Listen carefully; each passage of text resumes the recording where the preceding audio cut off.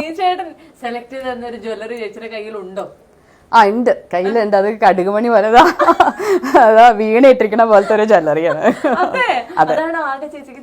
അല്ല, ബിജുവേട്ടൻ വളരെ thin chain, ഒരു ചെറിയ ഒരൊറ്റ ഡയമണ്ട് ആയിട്ട് അങ്ങനത്തെയൊക്കെ ഉണ്ടാവില്ലേ, കുഞ്ഞി മാലകളും ചെറിയ കമ്മല്, അങ്ങനത്തെ അതാ ഒരു സ്റ്റൈൽ ഇഷ്ടമുള്ള ആളാണ്. ഇത്രയും നേരമായിട്ട് ഞാൻ ചോദിച്ചുകൊണ്ടേ ഇരുന്ന എല്ലാ കാര്യങ്ങളിലും സംയുക്ത ചേച്ചി ബിജുവേട്ടനും 2 ലൈനിൽ പോകുന്ന ആൾക്കാരാണ്, 2 പാരലൽ ലൈൻസ് ആണ്. നിങ്ങൾ എവിടെയും കൂട്ടിമുട്ടൊന്നുമില്ല. എന്നിട്ട് ഇത്ര വിജയകരമായി 20 വർഷം ആഘോഷിക്കുമ്പോൾ ഈ ഒരു ദാമ്പത്യത്തിന്റെ രഹസ്യം എന്താ ചേച്ചി? ഇതോടുകൂടി ഞാൻ ഇന്റർവ്യൂ അവസാനിപ്പിക്കാം. എനിക്ക് മനസ്സിലായി ആ വെള്ളം കുടിച്ച് തീർക്കുമ്പോഴേക്കും. അയ്യോ, അതുകൊണ്ടല്ല വെള്ളം കുടിച്ചോണ്ടിരിക്കണം, അതാ ഇടക്കിടയ്ക്ക് കുടിച്ചോണ്ടിരിക്കണം. അതെന്താണ് ചേച്ചി? അറിയില്ല, അതല്ല, ആ വ്യത്യസ്തതയാണ് അതിന്റെ രസം എന്ന് തോന്നുന്നു.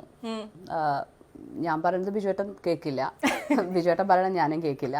അപ്പൊ അത് നല്ല ഉറപ്പായത് കൊണ്ട് ഞങ്ങൾ അങ്ങോട്ട് ഒന്നും പറയാറില്ല. പക്ഷെ എനിക്ക് ബിജുവേട്ടനെ പോലെ ആവാൻ പറ്റില്ല. അത്രയും കൂളാവാൻ എനിക്ക് ചിലപ്പോൾ സമയത്ത് ഞാൻ വിചാരിക്കും, ഇത്രയും ഒക്കെ യോഗ ചെയ്താലും ഇതൊക്കെ ആയാലും ചില സമയത്ത് പറ്റില്ല. പക്ഷെ ചില സമയത്ത് ഈക്വലി ഇറിറ്റേറ്റിംഗ് ആണ്, അല്ലാന്ന് ഞാൻ പറയുന്നില്ല.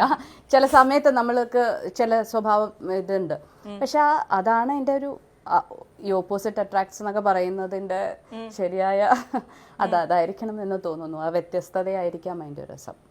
ഈ ഒത്തിരി കപ്പിൾസ് ഇങ്ങനെ ഭയങ്കര ഫൈറ്റും ചെറിയ എന്തെങ്കിലും ഡിഫറൻസ് ഓഫ് ഒപ്പീനിയനിൽ തന്നെ ഭയങ്കരമായി ഫൈറ്റുകളൊക്കെ നടക്കുന്ന ഒരു കാലത്ത് നിങ്ങൾ അങ്ങനെയുള്ള ഫൈറ്റുകൾ ഉണ്ടാവുമ്പോൾ അതെങ്ങനെയാണ് ഡീൽ ചെയ്യാറുള്ളത്? അല്ല, അങ്ങനെയൊന്നും പിണക്കങ്ങളോ അങ്ങനെ വഴക്കുകളോ അങ്ങനെയൊന്നും ഉണ്ടാവാറില്ല. അഭിപ്രായ വ്യത്യാസങ്ങളേ ഉണ്ടാവാറുള്ളൂ, അത്രേ ഉള്ളൂ. അല്ലാണ്ട് വേറെ അങ്ങനത്തെ പ്രശ്നങ്ങൾ ദൈവം അനുഗ്രഹിച്ചില്ല. അങ്ങനെ ഭയങ്കരമായിട്ടുള്ള വഴക്കുകളോ പ്രശ്നങ്ങളോ ഒന്നും ഇതുവരെ ഉണ്ടായിട്ടില്ല. ഒരു ലാസ്റ്റ് ക്വസ്റ്റ്യനോടെ വീണ്ടും ഒന്നുകൂടെ റിപ്പീറ്റ്, നമുക്ക് എന്തെങ്കിലും ചേച്ചി ഇനി സിനിമയിൽ പ്രതീക്ഷിക്കാൻ പറ്റുമോ? അറിയില്ല, ആകെ ഭഗവാന് വിട്ടുകൊടുത്തിരിക്കുകയാണ്.